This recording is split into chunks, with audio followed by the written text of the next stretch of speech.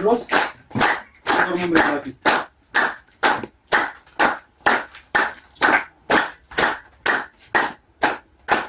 እናመሰግናለን።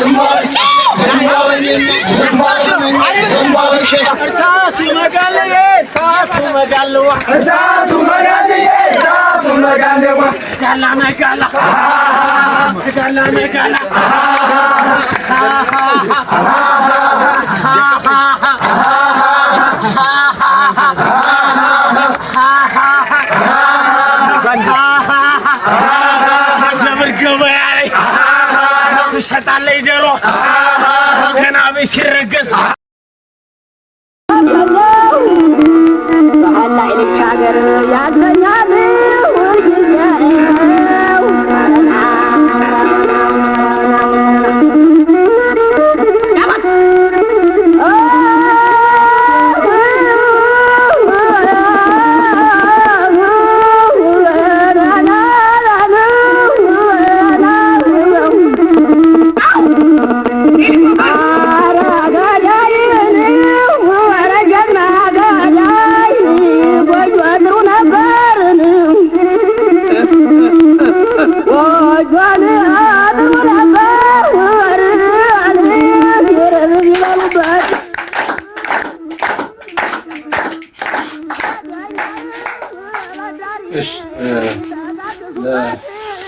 የአማራ ህዝብ ትግል ሲሉ የሆነ ህይወታቸውን መስዋዕት አድርገው አማራ ህዝቦች ለአማራ ታጋዮቻችን የሌላ ሰው ለማድረግ አንገታች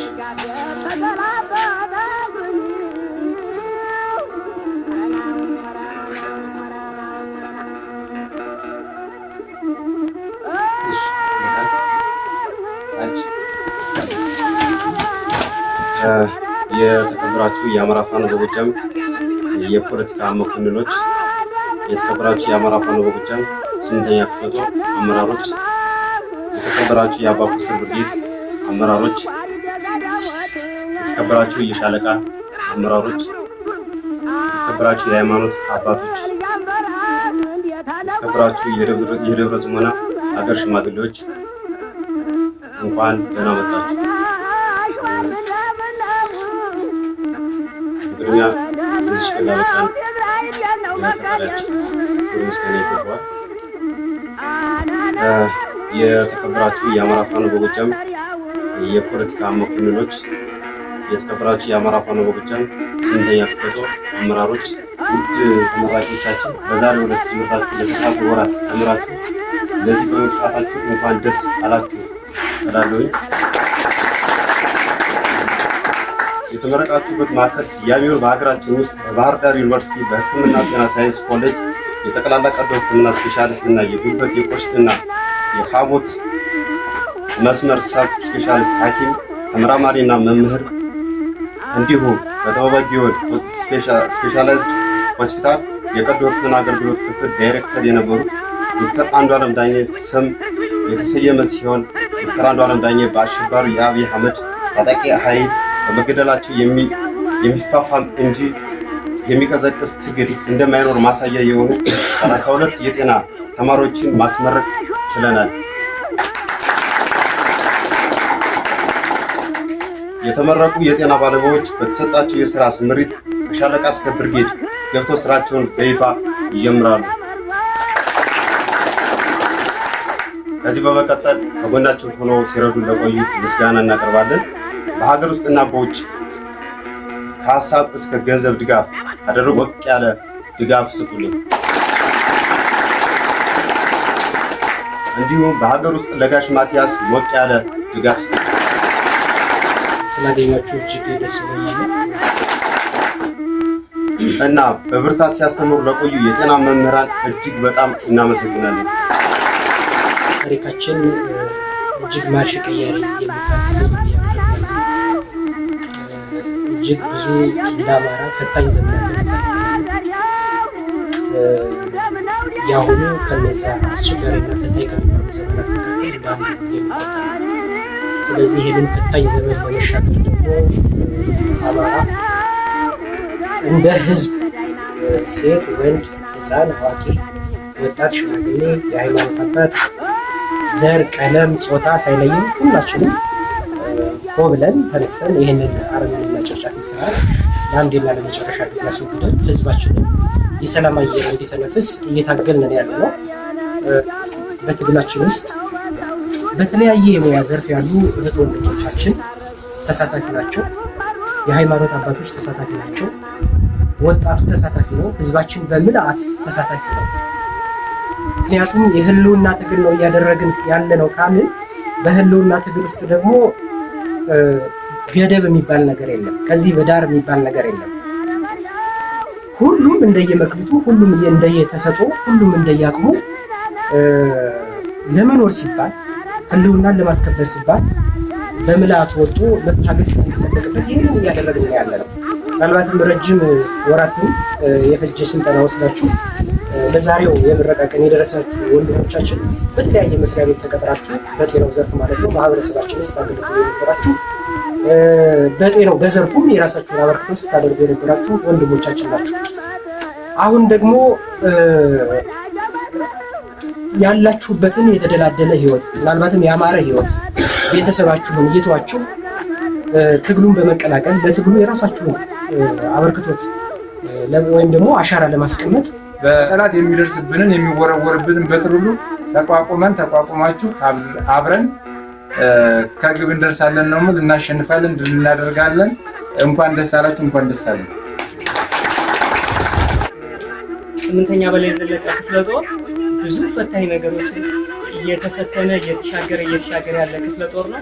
ወይም የአማራን ህዝብ በደረሰበት ግፍም ቢሆን እየታገሉ መስዋዕት አድርገው ለኛ ያስረከቡን አባቶቻችንን መስዋዕት የከፈሉ ወንድሞቻችንን እህቶቻችንን የእነሱን አደራ ተረክበን እየተወጣ ነው። በሌላ በኩል ደግሞ ይህን ትግል ታግለን ማሸነፍ ከቻል ለሚመጣው ትውልድ ከዚህ በኋላ የህልውና ጥያቄ የሌለበት አማራን እናስረክባለን። አማራን የማይጠላ ብሔር ያለበት ኢትዮጵያን እናስረክባለን። ስለዚህ ሁለት ስራዎችን ይዘን እየሰራን ስለሆነ ያንን ኃላፊነት ተሸክመን በየቦታችን ስንሄድ በተለይ ክፍለ ጦሩ ላይ የሚደርሱትን ፈተናዎች ከተለያዩ ብርጌድ የመጣን ሰዎች ስለሆነ የጋራ ጠላታችንን በጋራ ሆነን የምንመክትበት፣ የምንመታበት፣ የምናሸንፍበት ወቅት ግድ ስለሆነብን ከሕክምናው ባሻገር በየብርጌዱ ሄዳችሁ ክፍለ ጦራችንን አንድ አድርገን አጠንክረን ለመጓዝ ክፍለ ጦር ላይ ያሉትን አመራሮች አግዘን ያሉ ክፍተቶችን ዘግተን የመሃሉን ሰው ሆነን አደራም ተረካቢ አደራም ማስተላለፊ ሆነን እንድንታገል መልእክት ማስተላለፍ ፈልጋለሁ። በጣም አመሰግናለሁ። የተከበሩ የአማራ ፋኖ በጎጃም የፖለቲካ መኮንን ፋኖ ሽግር፣ የተከበራችሁ የአማራ ፋኖ በጎጃም የስምንተኛ ክፍለ ጦር አመራሮች፣ የተከበራችሁ የሃይማኖት አባቶች እንዲሁም የሀገር ሽማግሌዎች፣ የተከበራችሁ የስምንተኛ ክፍለ ጦር የስምንተኛ በላይ ዘለቀ ክፍለ ጦር የጤና ባለሙያዎች እንዲሁም ውድና እንቁ የዛሬ ተመራቂ ምንም እንኳን የወሰዳችሁት ስልጠና ከጫጫቴና ሁከት ነፃ የሆነ ሁኔታዎችን ቢጠይቅም የሞርተር ነጎድጓድ፣ የመድፍ ጉርምርምታ፣ የዙ ፉጨት ከምንም ሳትቆጥሩ በምንም አይነት መንገድ ሳንሰናከል እንኳን ለዚች መመረቂያ ቀን በሰላም አደረሳችሁ አደረሰን። የአማራ ፋኖ በጎጃም የ8ኛ በላይ ዘለቀ ክፍለ ጦር እንደማናቸውም ክፍለ ጦር የጤና መምሪያ ከሻለቃ ብርጌድ ከብርጌድ ክፍለ ጦር ሰንሰለቱን ጠብቆ የአማራ ፋኖ በጎጃም ጤና መምሪያ ስር ይገኛል። የ8ኛ በላይ ዘለቀ ክፍለ ጦር የጤና ቡድን ከሰራቸው ስራዎች መካከል በአምስቱም ብርጌዶች በማንኛውም ግዳጅ ከጦር አዛዡ ጋር በመናበብ ግዳጁን ሲወጣ ቆይቷል። የ8ኛ በላይ ዘለቀ ክፍለ ጦር ጤና መምሪያ በስሩ ካሉ የጤና ባለሙያዎች ጋር በመናበብ ቀላል ቁስለኛ ለሚባሉት በብርጌዱ ውስጥ ትሮማ ሴንተር ወይንም ከአዲት ወረዳ ባህር ዳር አሰለጠን 6 ወር ሰጥሯል። 30 ነው ሰለጠን ከ30 እኔ ወደዚህ መጣሁ ወደ ወሎ ማለት ነው። ግማሽ ደግሞ ወደ ሰሜን ጎንደር ወደዛ ላኳቸው፣ ግማሾች ደግሞ ወደ ጎጃም ላኳቸው። ግማሾች ደግሞ ወደዛ ወደ ሸዋ ወደ 30ዎች ሰልጣኞች በዛው በባህር ዳር ቀሩ። በዘም ሊያሰራጫቸው መሰለኝ እኔ ነው ወደ ወሎ ላኩ። ላሊበላ ደና 4000 ብር ሰጡ። ባህር ዳር ላይ ስንት ብር ሰጡ? ባህር ዳር ላይ 4000 ላሊበላ ደግሞ 2000። ተልኮውን ከጨረስክ በኋላ የተገባልህ ቃል ምንድን ነው?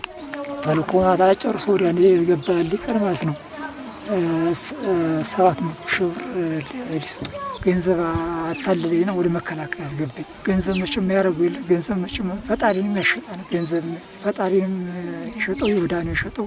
ገንዘብ ያደርገው የለም። ገንዘብ ቸገረኝ። ምንም ባጥያቄ በክፋቴ ነው የአማራን ሕዝብ ለማስፈጀት ነው የተላኩ። እኔም ለገንዘብ አታለለኝ ነበር ግን እግዚአብሔር ገለጠብኝና መከራን የተቀበለው